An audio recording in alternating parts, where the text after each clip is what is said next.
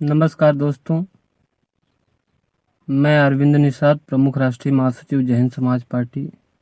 आज निषाद समाज की भारतीय जनता पार्टी द्वारा एक रैली रखी गई थी, जिसमें लोगों को ये कहा गया था कि लोग भारी से भारी संख्या में पहुँचे। अगर पहुँचेंगे तो वहाँ निषाद समाज को बीजेपी द्वारा आरक्षण दिया जाएगा। झूठ बोल करके समाज को इकट्ठा गया, उसी के विषय में मैं अपनी बात रखने के लिए आया हूँ। सबसे पहले तो मैं ये कहना चाहता हूँ निषाद समाज के लोगों से कि हमारे समाज के लोगों ने भारतीय जनता पार्टी को 3 बार वोट देकर के जिताने का काम किया।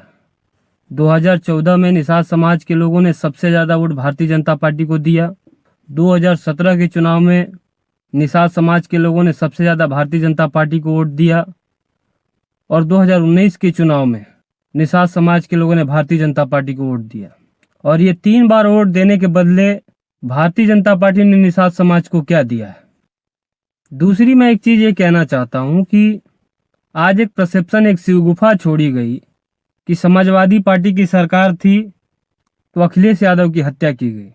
मैं ये कहना चाहता हूँ कि सपा की सरकार ने निषाद समाज के उस बेटे की हत्या की तो फिर संजय निषाद उसी की गोद में बैठ करके अपने बेटा को सांसद कैसे बना लिए।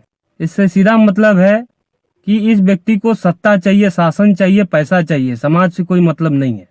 दूसरी एक चीज ये कहना चाहता हूं कि अगर हत्या समाजवादी पार्टी ने कराई तो फिर 302 का मुकदमा आपके ऊपर कैसे लग गया। पूरा समाज के लोग इस बात को समझते हैं कि अखिलेश निषाद की हत्या किसने करवाई। और आज हम लोग लड़ाई लड़ रहे हैं।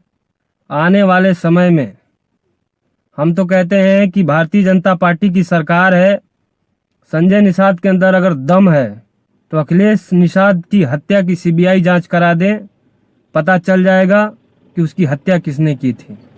पहली चीज।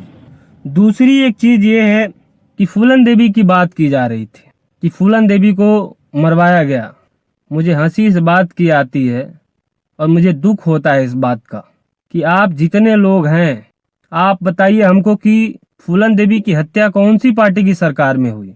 हमको लगता है कि जो अपने नेता हैं, जो आज अगुवाई कर रहे थे, थोड़ा अनपढ़ गवार है, इनको समझ में नहीं आता है।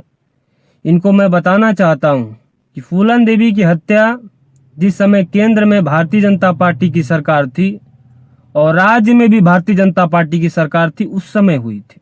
दूसरी एक चीज, उसके डिटेल में अगर हम लोग जाते हैं तो उनको वायु श्रेणी की सुरक्षा उपलब्ध थी और राजनाथ सिंह ने पत्र लिख करके उनकी सुरक्षा को विड्रॉ करने का काम किया। और बीजेपी सरकार में फूलन देवी जी की ऐसी जगह हत्या हुई जहां परिंदा पर भी नहीं मार सकता है। दूसरी एक चीज मैं कहना चाहता हूं कि उसी भारतीय जनता पार्टी की सरकार जब 2019 में बनी और गृह मंत्री बने राजनाथ सिंह, तो फूलन देवी जी का हत्यारा शेर सिंह राणा छूट गया। हम ये पूछना चाहते हैं कि किसी भी कैदी को अगर सजा होती है, उसको पैरोल पे छोड़ा जाता है, तो अगर उसके घर में कोई मरता है या कोई आपातकाल स्थिति होती है तो कुछ दिन के लिए छोड़ा जाता है, लेकिन उनके हत्यारे आज भी घूम रहा है, उससे कोई पुलिस पकड़ने वाली नहीं है। तो मैं आपको कहना चाहता हूं निषाद समाज के लोगों को कि आप लोगों को इस बात को समझना पड़ेगा। दूसरी एक चीज है कि फूलन देवी जी की मूर्ति लगाने की बात हुई। आप हमको बताइए, फूलन देवी जी की मूर्ति लगाने से किस सरकार ने रोका? यही भारतीय जनता पार्टी की सरकार ने मूर्ति नहीं लगने दिया और आज भी वीरांगना बहन फूलन देवी की मूर्ति थाने में पड़ी है। जिसको पता नहीं है जा करके देख लो।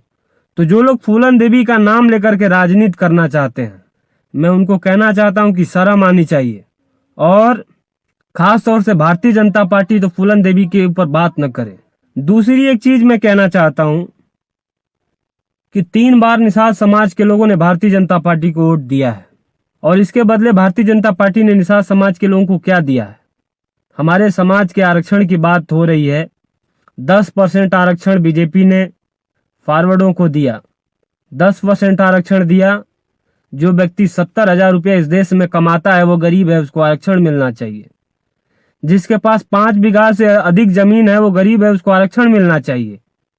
लेकिन हमारे लोग आरक्षण की लड़ाई लड़ रहे हैं, लेकिन ये भारतीय जनता पार्टी हमको आरक्षण नहीं देने वाली है। अभी मैं अमित शाह को सुन रहा था रैली में, तो इन्होंने कहा कि पिछली सरकारें जाति पाति पे काम करती है। मैं अमित शाह जी से पूछना चाहता हूं कि आपकी सरकार क्या कर रही है? इस समय निषादों का वोट तो आपको चाहिए, लेकिन आप हमको बताओ 1700 थाने हैं, कितने थाना अध्यक्ष निषाद हैं, नाम बताइए आप हमको। आपकी कैबिनेट में 60 मंत्री बनते हैं, एक कैबिनेट मंत्री बताइए जिस निषाद को आपने बनाया है। आप राम मंदिर की बात कर रहे थे, मैं राम मंदिर में पूछना चाहता हूं कि राम मंदिर का ट्रस्ट बना, उस ट्रस्ट में कितने निषादों को आपने रखा है? दोस्तों, ये जो सवाल है, जो जाति की बात करते हैं, मैं आपसे पूछना चाहता हूं, इनसे बड़ा जातिवादी कोई नहीं हो सकता। इसलिए नहीं हो सकता है कि आप हमको बताइए, हमारे देश में सबसे ज्यादा जमीन कौन सी जाति के पास है? फॉरवर्डों के पास है। हमारे देश में सबसे ज्यादा A class, B class, D class की नौकरी किस जाति के पास है? फॉरवर्डों के पास है। हमारे देश में जो ठेकेदार हैं बड़े बड़े, कौन सी जाति के हैं? फॉरवर्ड हैं।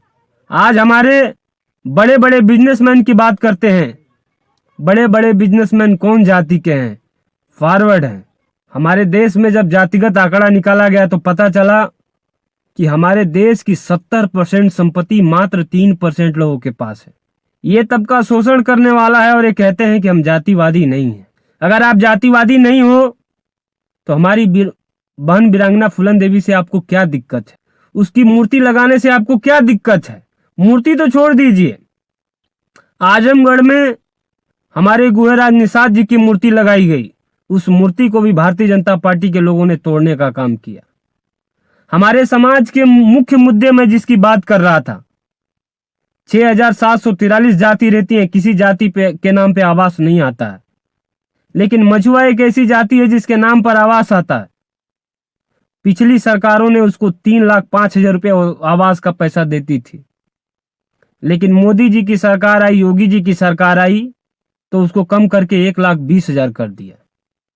ठेके पट्टे की बात हो रही थी, पिछली सरकारों में ठेका पट्टा निषादों के नाम पे होता था, लेकिन बीजेपी की सरकार आई, उसको सार्वजनिक कर दिया। निषाद जी की कोई जरूरत नहीं है। तीसरी एक चीज मैं कहना चाहता हूं कि हर साल बाढ़ आता है, हमारे समाज के लोग मेहनत करके और अपना घर बनाते हैं, फसल उगाते हैं। हर साल बाढ़ आती है, उनकी फसल बह जाती है, उनका घर बह जाता है, उसकी जमीन कट करके अंदर चली जाती है। और हम लोगों ने पूरे उत्तर प्रदेश में सर्वे किया है, लाखों लोग ऐसे हैं जो आज भी तिरपाल डाल करके रहने के लिए मजबूर हैं। 3 बार बीजेपी की सरकार निषाद समाज के लोगों ने बनाई है, क्या दिया है? ऐ मेरे समाज के लोगों, मैं आप लोगों से यही कहना चाहता हूँ। उसके बाद बात मुकदमे की आती है।